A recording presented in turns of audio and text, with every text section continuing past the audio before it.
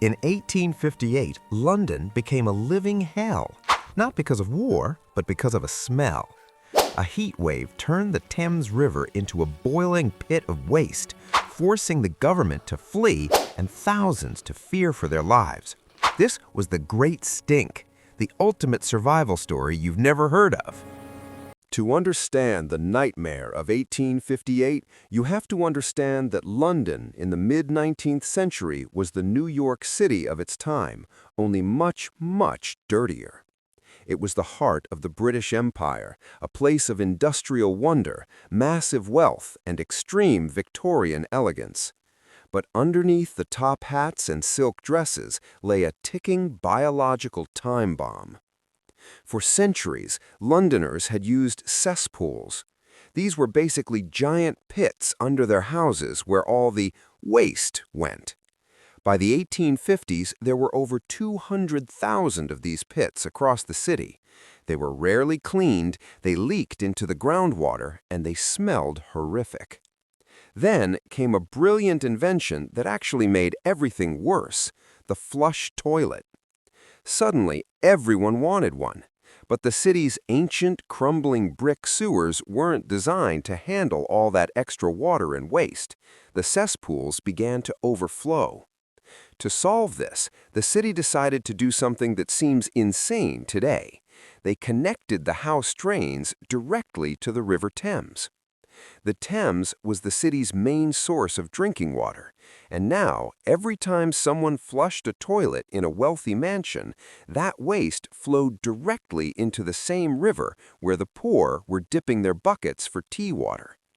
By 1858, the Thames wasn't a river anymore. It was an open 50-mile-long sewer. And then the heat wave hit. The summer of the silent assassin. June 1858 arrived with a heat that London had never seen before.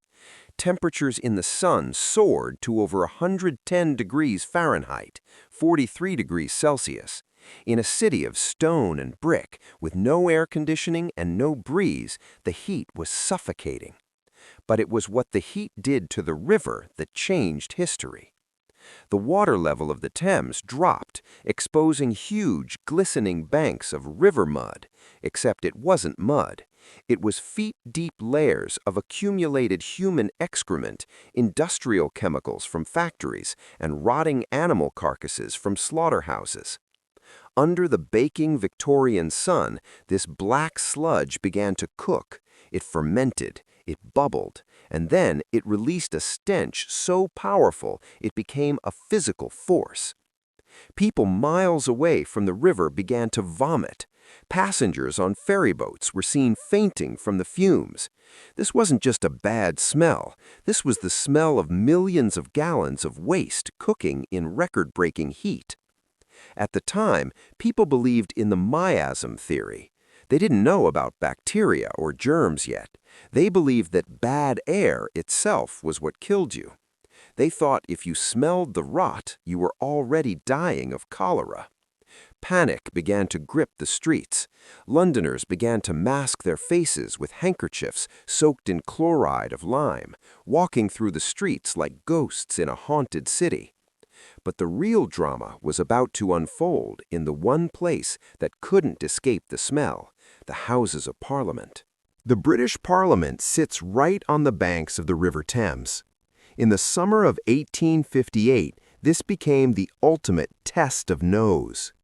The politicians who ran the global empire were now trapped in their own offices, breathing in the fermented fumes of 3 million people. It was a sight to behold. These powerful men, dressed in their finest wool suits, were seen running through the corridors with handkerchiefs pressed to their faces. The library, which overlooked the river, became a ghost town because no one could stand to be inside it for more than a minute. The government tried everything to mask the smell. They soaked the heavy leather curtains of the Parliament building in chloride of lime, hoping it would neutralize the air. But the heat was too strong. The chemical smell mixed with the stench of the river to create a new, even more sickening odor. One afternoon, a committee of politicians tried to meet in a room near the water.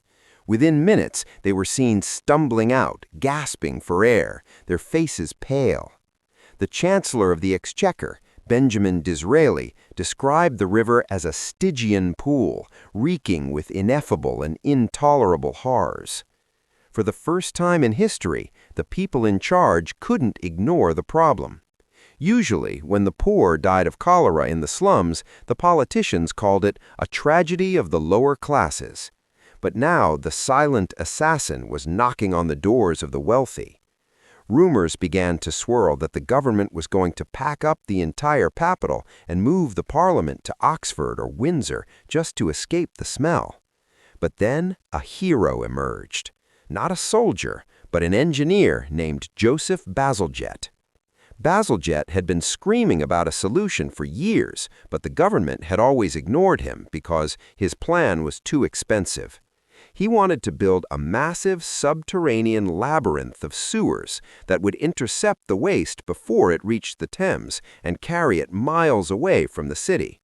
With the great stink literally choking the politicians, they finally stopped arguing about the cost.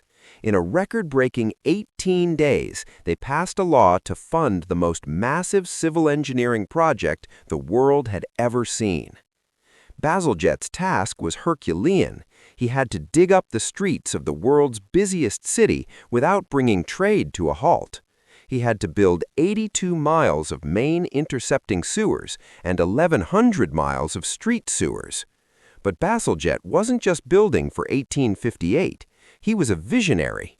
When he calculated how much waste the pipes would need to carry, he said, "Well, we're only going to do this once. Let's double the diameter of the pipes." This single decision saved London. If he hadn't doubled the size, the sewers would have overflowed by the 1960s. Instead, Bazalgette's Victorian brickwork is still the backbone of London's sewer system today, over 160 years later. The final toll and the legacy. Construction took years. They used 318 million bricks and 880,000 cubic yards of concrete. They even built massive, beautiful pumping stations that looked like cathedrals of sewage, decorated with gold leaf and intricate ironwork, because the Victorians believed that even a sewer pump should look glorious. When the system was finally finished, the results were miraculous. The great stink vanished. More importantly, the massive outbreaks of cholera, which had killed tens of thousands of people, simply stopped. People realized that it wasn't the bad air, miasma, that was killing them. It was the water. The great stink of 1858 wasn't just a gross summer. It was the turning point that forced humanity to invent modern sanitation. Every time you flush a toilet today and the waste disappears safely, you are benefiting from the nightmare that Londoners suffered through in that scorching summer of 1858. The Great Stink reminds us that even the most powerful empires can be brought down by the simplest things, like where we put our waste. If you found this dive into history's grossest summer fascinating, make sure to hit that like button and subscribe to the channel.